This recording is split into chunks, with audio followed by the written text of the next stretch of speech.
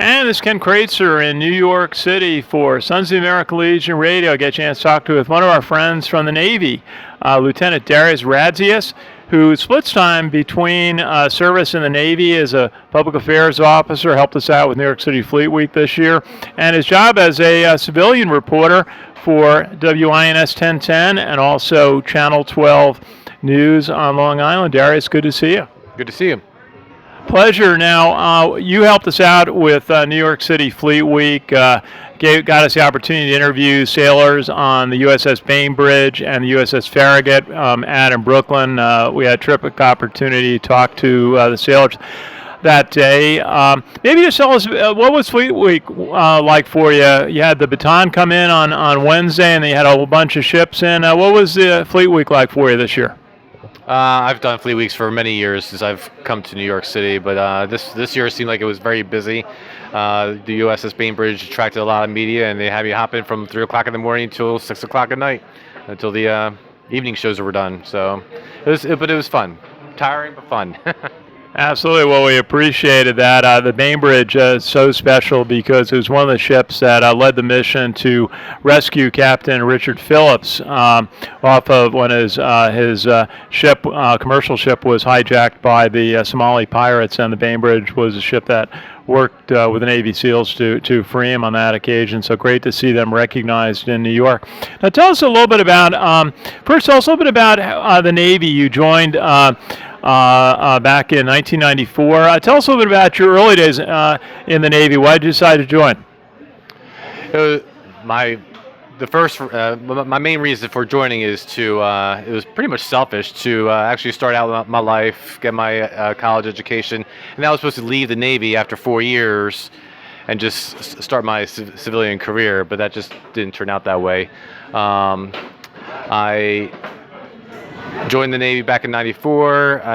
My first assignment was at the Bureau of Naval Personnel in Washington, D.C. Worked at the Admirals in a flag office, an Admiral's office, and worked long hours. And in between, I finished started taking college classes, and I finished my degree in 2004, and then got into television.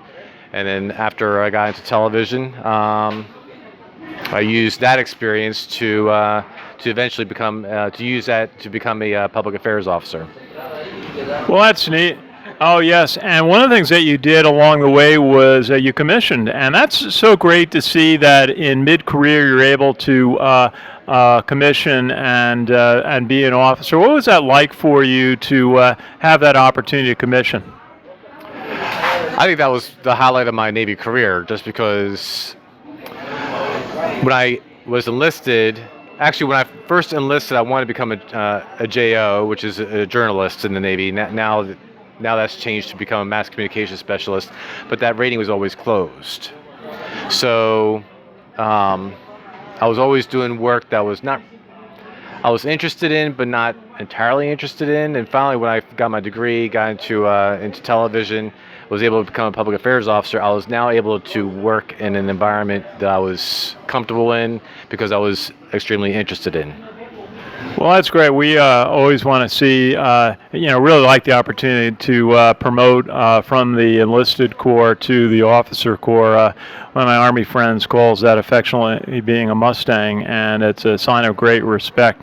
Now, tell us a little bit about, you work do reporting for INS 1010, a major radio station here in the New York metropolitan area, and Channel 12. Tell us a little bit about your civilian reporting duties. I cover everything that happens in the city or New York City area, either Long Island, New Jersey, or in the 5 boroughs. I cover whatever they assign me. I could be covering a protest. I could be, with Black Lives Matter, politics. I covered Bernie Sanders, Hillary Clinton, never a Trump event, and then cover Mets game when they went to the championship last fall. And I cover murders, fires, whatever happens out there, whatever's of interest to New Yorkers. Absolutely. Now you're on the other side, kind of doing what we do in your civilian job.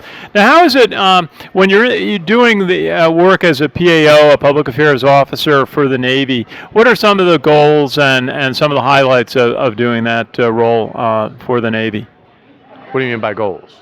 Well, just when you're representing the Navy, I know you're trying to encourage the media to cover and to really talk to the sailors as much as possible and tell the stories of them, which we enjoy doing. We had a chance to talk to about nearly a dozen sailors during Fleet Week this year.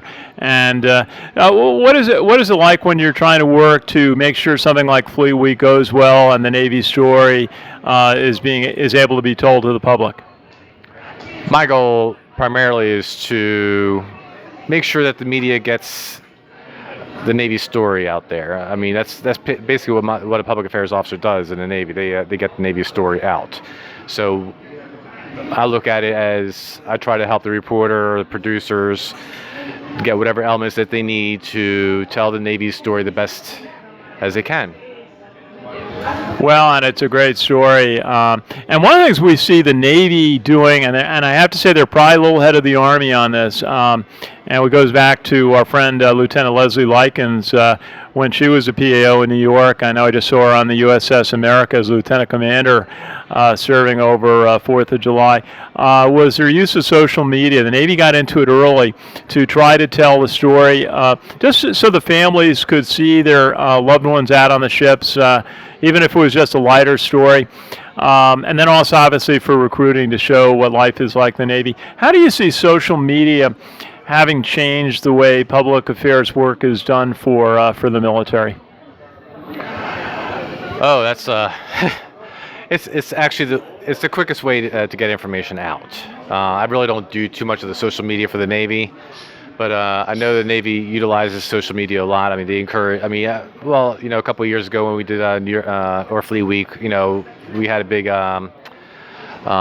thing about doing a selfie with the sailors. So we try to get everybody on board on doing a selfie with the sailors. So it wasn't just public affairs officer, but we've got sailors to do these selfies and do the hashtag.